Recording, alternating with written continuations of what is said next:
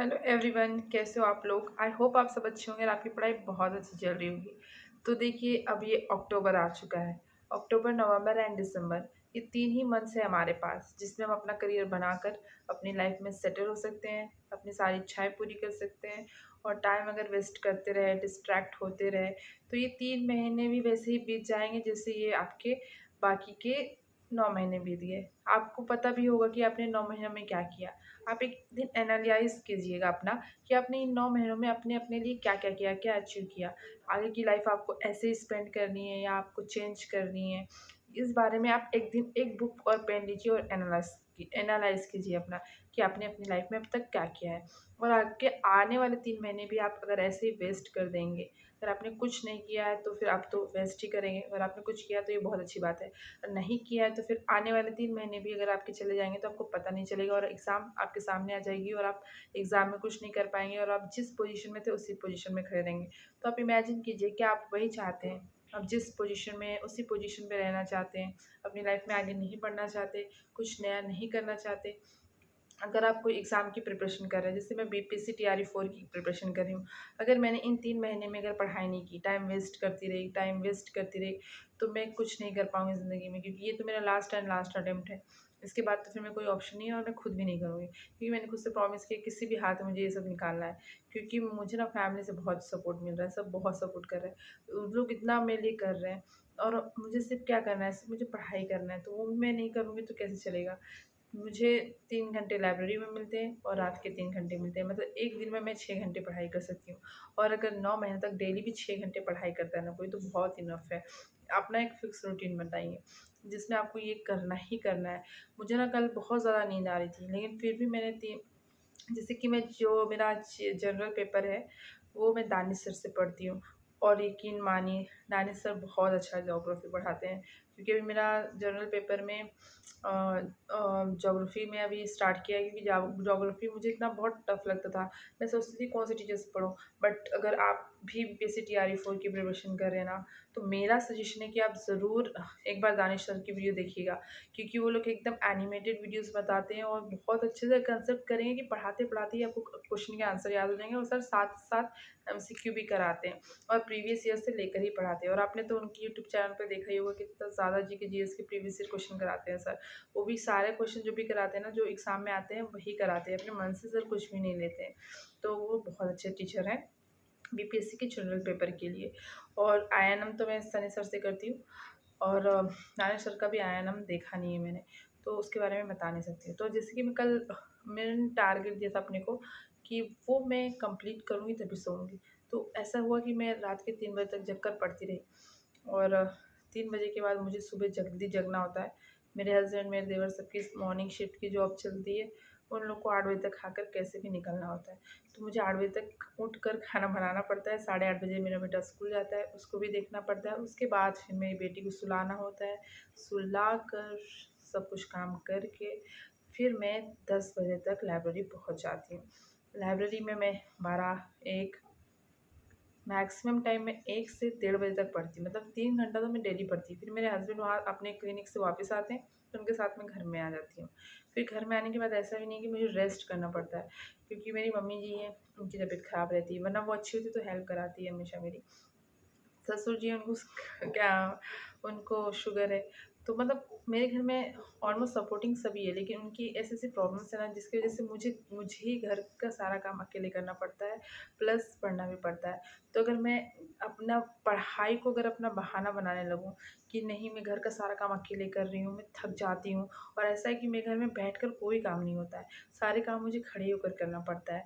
खाना खड़े होके बनाना है, बर्तन खड़े होके धोना है, कपड़े भी खड़े होके धोना है, मतलब वॉशिंग मशीन में धुलते हैं कपड़े, लेकिन निचोड़ना वगैरह सब तो खड़े होकर ही करना होता है। झाड़ू भी खड़े होके ही लगाना है और सबको खाना भी देना है। तो मतलब ये सब काम करने हैं, आप इसको स्किप नहीं कर सकते। ये समझ लीजिए ये आपका एक कर्तव्य है, तो आपको निभाना ही पड़ेगा। जो कर्तव्य है तो करना ही पड़ता है। अगर आप उसको बहाने बनाओगे, तो ये होगा कि उसको बहाने बनाने के लिए आपको और बहाने बनाना पड़ेगा, उतने में टाइम वेस्ट होगा, उतनी देर में आप वो काम कर लोगे। और कभी-कभी आपसे नहीं होता है ना काम, तो ऐसा नहीं है कि आप किसी से बोलोगे तो कोई आपकी हेल्प नहीं करेगा। फैमिली होती ही क्यों है, सपोर्ट करने के लिए, हेल्प करने के लिए। जब आपसे नहीं हो रहा तो आप बोलिए कि आप ये कर दो, आप ये कर दो, तो कर देते हैं। जिनसे जितना हो पाता है वो कर देता है। तो आप ऐसा मत सोचिए कि सारे काम कर लिए, मैं बहुत थक गई हूँ, अब मैं पढ़ाई नहीं करूँगी। क्योंकि अगर आप ये 3 महीने पढ़ लेते हैं ना, थोड़ा कष्ट सही लेकिन पढ़ लीजिए। अगर पढ़ लेते हैं ना, मैं अपना एक्सपीरियंस बता रही हूँ, किसी और की बातें नहीं बता रही हूँ। मैं इतना कष्ट कर रही हूँ, आई होप सो मेरा हो जाए। मैं तो नेगेटिविटी लाती ही नहीं हूँ कि मेरा नहीं होगा। मैं अपने दिमाग में ये भरती ही नहीं हूँ कि मेरा नहीं होगा। कैसे भी कितना भी मैं पढ़ रही हूँ तो मेरा ज़रूर सिलेक्शन होगा। ऐसा आप सोचिए मत कि आपका नहीं होगा। आप 2 चीज़ें बोल सकते हैं, मैं सिलेक्शन नहीं हुआ तो, और मैं सिलेक्शन होगा। ये दोनों बहुत ज़मीन आसमान का फ़र्क होता है। जब आप अपनी चीज़ें आप यूनिवर्स में भेजते हैं कि मेरा नहीं होगा सिलेक्शन, तो वो सुनता है कि नहीं होगा सिलेक्शन। अगर आप बोले मेरा होगा सिलेक्शन, तो वो सुनता है होगा सिलेक्शन। तो बहुत सारी चीज़ें मैटर करती है। अब उसके साथ-साथ अगर आप पॉज़िटिव रहते हो, पॉज़िटिव सोचते हो, तो उसका बहुत अच्छा इम्पैक्ट आपके ऊपर पड़ता है। आप जब पढ़ने जाते हो ना, तो हाँ, मेरा सिलेक्शन होगा, मुझे ये करना है टॉपिक, ऐसा दिमाग में चलता है। मेरा सिलेक्शन नहीं होगा, मैं ये पढ़ूँगी, वो पढ़ूँ, ये पढ़ूँ, ऐसा कन्फ्यूज़न हो जाता है। तो इसलिए हमेशा पॉज़िटिव रहने की कोशिश कीजिए। हमेशा ये मत सोचिए कि नहीं होगा, आप हमेशा सोचिए कि होगा। दूसरी बात ये कि जैसे कि अब 3 महीने बचे हैं, तो आप अपने जितने भी टॉपिक्स हैं, जब वो भी पढ़ना शुरू भी नहीं किया है ना, अगर आप अभी से भी करोगे ना, यकीन मानिए कि आप कम से कम 80% तो आप सिलेबस ख़त्म कर सकते हैं। और साथ ही साथ आप कोशिश करिए कि 30 क्वेश्चन या 40 क्वेश्चन डेली लगाइए, कोशिश करिए। और ऐसा है कि जैसे प्राइमरी वाले तो उनको तो सारा ही पढ़ना है, तो वो तो उनको पता ही है क्या पढ़ना है, कहाँ से पढ़ना है, उनको बहुत सारा कंटेंट भी है। और जैसे जो 6 टू 8 है, उनको मैथ्स और साइंस पढ़ना है, जनरल पेपर तो सबको ही पढ़ना है। तो मैथ्स और साइंस अपना, अगर वो उनका मैथ्स और साइंस पहले से सब्जेक्ट है, तो उन्होंने ज़रूर सीटेट में पढ़ा होगा। तो सीटेट में पढ़ा होगा तो ज़रूर कुछ यहाँ पर उनको मतलब हेल्प मिलेगी, कंसेप्ट जल्दी-जल्दी पढ़ लेगा वो आदमी और जल्दी-जल्दी समझ लेगा। तो ऐसा नहीं है कि आप 3 महीने में सिलेबस कंप्लीट नहीं कर सकते। तो आप ऐसा सोच के चलिए कि मैं कर सकता हूँ, एटलीस्ट चलना तो स्टार्ट कीजिए कि होगा, ज़रूर होगा। तो मेरे ये वीडियो स्पेशली ना, जो अभी तक 3 महीने में कुछ भी नहीं किया ना, उनके लिए ही है। क्योंकि जैसे मैंने जुलाई से स्टार्ट किया था, तो जुलाई में स्टार्टिंग में मैंने बहुत मैथ्स पढ़ा, बहुत मैथ्स पढ़ा, बहुत मैथ्स पढ़ा। और उसके बाद फिर क्या हुआ कि न्यूज़ आई कि कंप्यूटर में वैकेंसी ज़्यादा निकलने वाली है, फीमेल्स को वैसे ही मौका मिलेगा, 26,000 समथिंग कुछ वैकेंसी निकलेगी, 26,000 वैकेंसी निकलेगी, जिसमें से कुछ 25,000 समथिंग लोगों ने एस्टेट पास किया हुआ है पेपर 2 का। तो मतलब अगर पूरे बच्चे भी पेपर में बैठते हैं, तो पूरे बच्चों को जॉब मिल जाएँगी, ऐसा कहा जा रहा था। तो फिर मेरा दिमाग सोचने लगा कि यार, मैं तो ऐसे भी एस्टेट पेपर 2 पास हूँ कंप्यूटर साइंस में, और मेरा मैथ्स भी पास है, पेपर 1 पेपर 2 दोनों पास है बिहार से एस्टेट का। तो मैं किसकी प्रिपरेशन करूँ, मैथ्स की करूँ या कंप्यूटर की करूँ, ज़्यादा पॉसिबिलिटी किधर है? तो ऐसा बहुत सोचते-सोचते फिर मैंने मैथ्स को स्किप कर दिया और फिर मैं कंप्यूटर पढ़ने लगी। अब कंप्यूटर के साथ ये है कि मैं बहुत सालों के बाद पढ़ रही हूँ। मैंने ग्रेजुएशन उसी से किया है, कंप्यूटर साइंस से ही। मैथ्स मेरा मेन सब्जेक्ट नहीं, कंप्यूटर साइंस ही मेरा मेन सब्जेक्ट है। लेकिन उसको पढ़े हुए बहुत साल हो गए, और मैथ्स को पढ़े हुए मुझे मतलब मैथ्स मैंने बहुत पढ़ा है कि मैं मैथ्स को बहुत अच्छे से कर सकती हूँ। तो फिर मैंने इसको छोड़ दिया। उसे प्रैक्टिस की ज़रूरत होती है। मतलब एस्टेट का सिलेबस अलग था और बीपीएससी का अलग है। तो एस्टेट तो बहुत ही ईज़ी था, पूरा प्रीवियस ईयर क्वेश्चन उठा के दे दिया था। जो पढ़ा भी नहीं होता प्रीवियस ईयर कर लेता वो भी पास हो जाता। इतना ईज़ी पेपर आया था। तो ऐसा कुछ टफ पेपर नहीं था, तो मैं उसमें कुछ मान नहीं सकती कि बहुत मैंने बहुत पढ़ाई की थी, बहुत किया था। बट ये है कि बीपीएससी में बहुत ज़्यादा कॉम्पिटिशन होता है। आपको वहाँ पे ये मतलब कॉम्पिटिशन होता है, जिसमें कट ऑफ बनती है। आपको ये रहता है कि आपको पढ़ना है, प्लस सबसे जल्दी करना है, और प्लस सबसे ज़्यादा नंबर भी लाना है। इसमें कॉम्पिटिशन रहता है और डर रहता है। लेकिन जैसे जो क्वालिफाइंग एग्ज़ाम रहते हैं उसमें वो नहीं रहता है, क्योंकि इसके बाद जब हम जो पेपर देते हैं, वो पेपर देने के बाद जॉब लगनी है। तो ऐसे पढ़िए कि एक ही बार पढ़ें, एक ही बार में एग्ज़ाम क्लियर हो जाए और एक ही बार में जॉब लग जाए, बार-बार का मेहनत करने की ज़रूरत नहीं है। और अगर आप बड़ा टारगेट कर रहे हैं बीपीएससी के बाद भी, तो पहले एक जॉब हाथ में ले लीजिए, उसके बाद फिर करते रहिए ना जो करना है। पर ये रहेगा ना कि आपके हाथ में एक जॉब रहेगी, तो आपको कोई बोलेगा नहीं कि तुम्हारे पास क्या है, क्या नहीं है। तुम जो करना चाहते हो कर सकते हो, अगर जॉब रहेगी तो। जॉब रहेगी तो आपके पास क्या है, आपकी पर्सनैलिटी में भी दम आ जाता है।